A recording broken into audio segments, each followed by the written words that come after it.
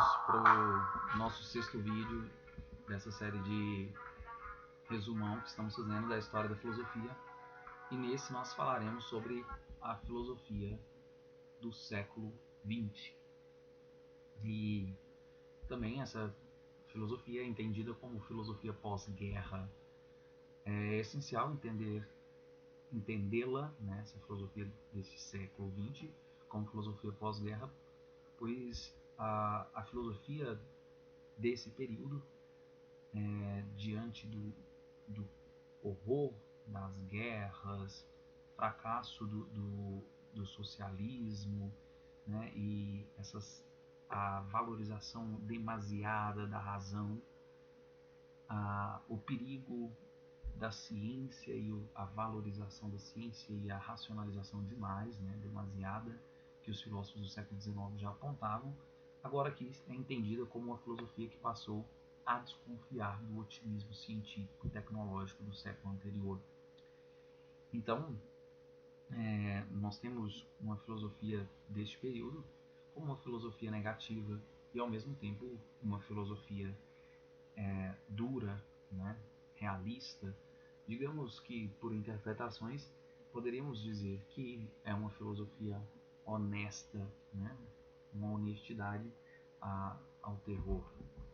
E aí, para começar a falar dessa filosofia do século XX, comecemos a falar do existencialismo. E como principal representante do existencialismo, a filosofia de Sartre.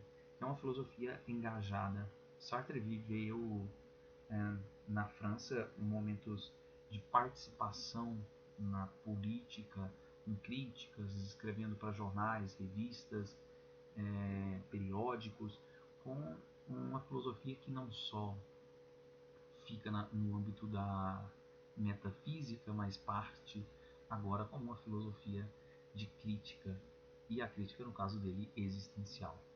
Para o Sartre, o homem é o nada e passa a ser aquilo que desenvolve dentro da sua consciência. Aí seria a existência. Pois a principal frase aqui, para começarmos a entender o existencialismo, seria: a existência precede a essência. Por quê? Vemos que os filósofos antigos, lá o Sócrates, Platão e Aristóteles, sobretudo, estão preocupados com uma essência do homem. Então, o Sartre não vai dizer que o homem não tem uma essência definida a ser encontrada, mas a ser construída. Então, os filósofos finalistas, na teleologia, na tentativa de encontrar uma finalidade, por exemplo, Aristóteles vai dizer: olha, se tudo tem um fim último, o fim último da caneta é escrever, então o homem tem um fim último. O fim último do homem, para Aristóteles, por exemplo, é a felicidade. A essência do homem seria esse eudemonismo, a felicidade. E agora Sartre vai dizer: não existe uma essência, existe a existência. A essência é a construção da própria existência. Ou seja, não é possível compreender que há uma natureza humana. O que há para o Sartre e para o existencialismo é uma condição humana. Condição essa que aí nós entendemos lá o ente em si e o ente para si, ou seja, o ente em si, a coisa, ele nada é e o para si também não é nada.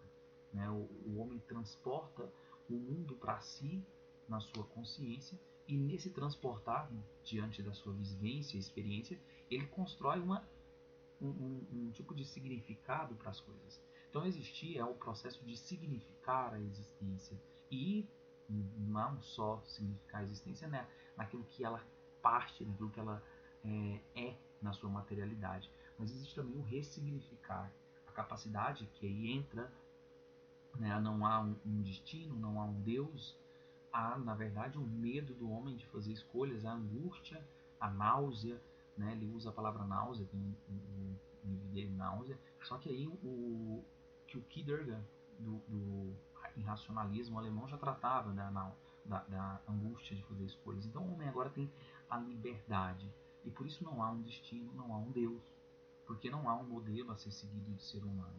E assim, se o homem for, né, fosse um ser completo, total, pleno, com essência definida, ele não poderia ter a consciência de liberdade.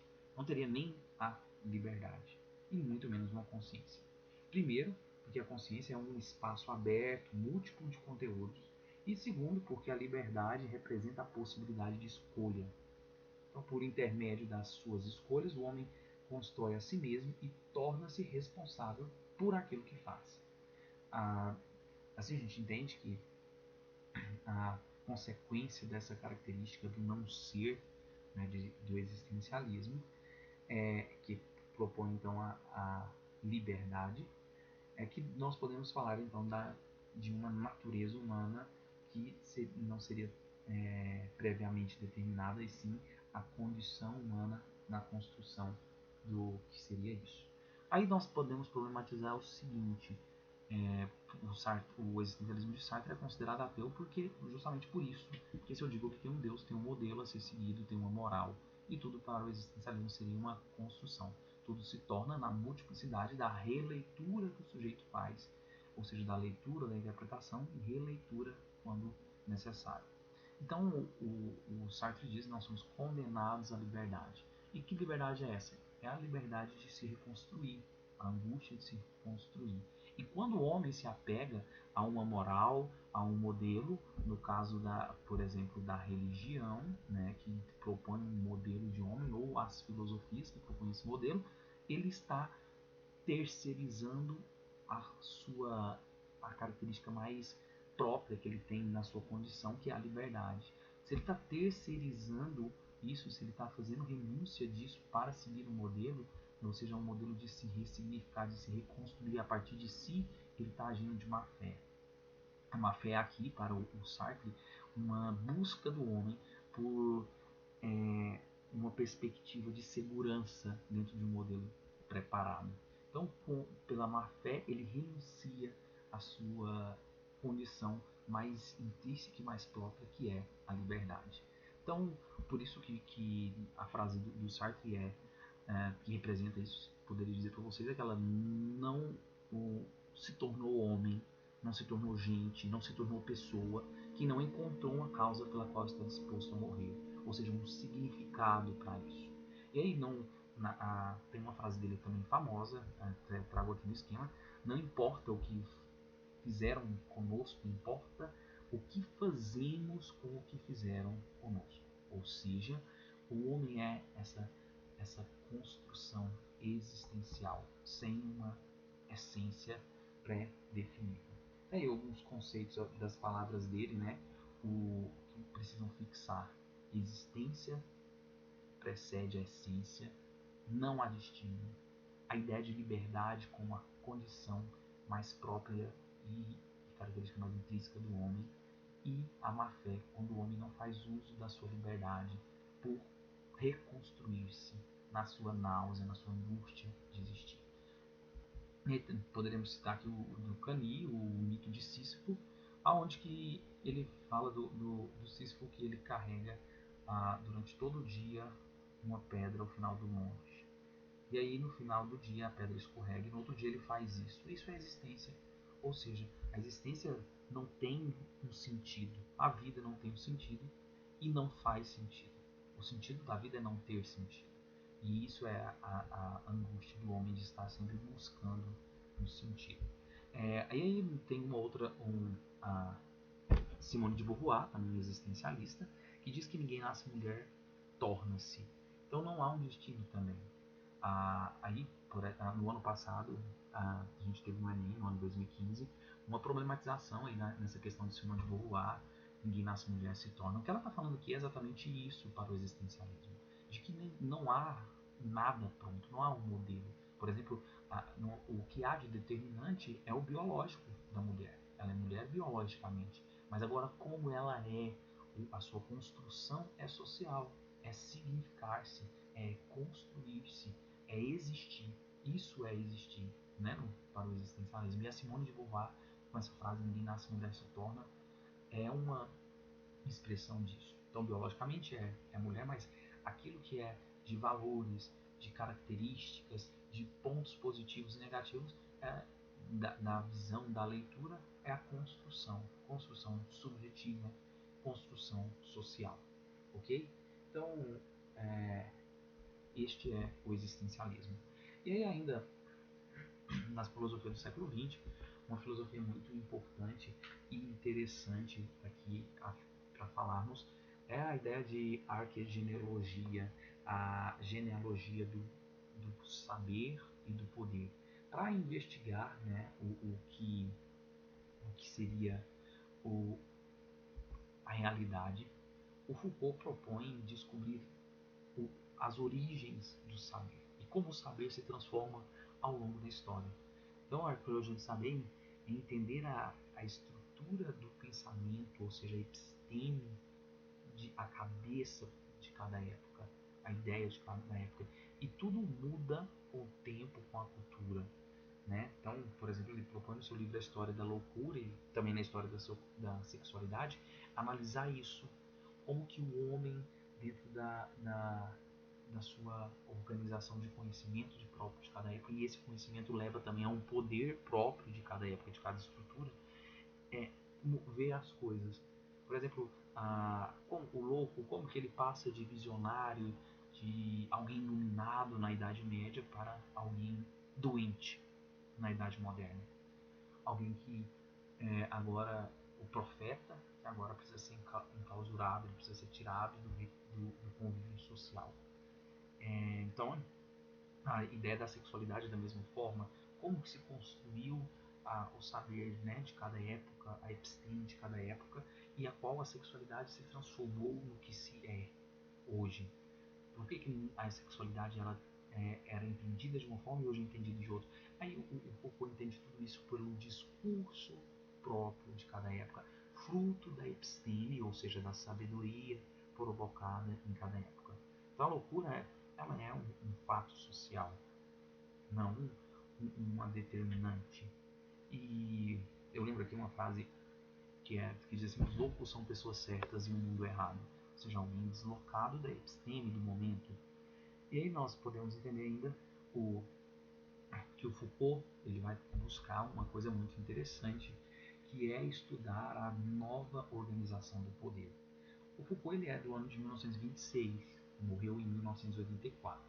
E para ele a sociedade moderna apresenta uma nova organização do poder. Que poder é esse? É um poder que se desenvolveu a partir do século das luzes, o século do iluminismo. E nessa nova organização de poder, o poder não se concentra apenas no setor político ou na religião, por exemplo, que os iluministas criticavam o poder totalitário da igreja e o poder totalitário do rei. Aqui, o Foucault acredita que os poderes na sociedade atual, na sociedade moderna, ele se fragmentou e se espalhou. Então, aqui um conceito de Foucault, grave esse conceito, micropoderes. Micropoderes esses que se tornaram mais eficazes e mais difíceis de serem combatidos. Assim, em vez da gente ter apenas um macropoder concentrado, por exemplo, no Estado, o Foucault está analisando que esses micropoderes se espalharam pelas mais diversas instituições da vida. Então, por exemplo, os poderes exercidos por uma rede imensa de pessoas que interiorizam, olha só, interiorizam o poder e cumprem as normas. O poder ele está tão fragmentado, né, que ele, até o próprio indivíduo que é submetido a esse poder, ele introduziu isso.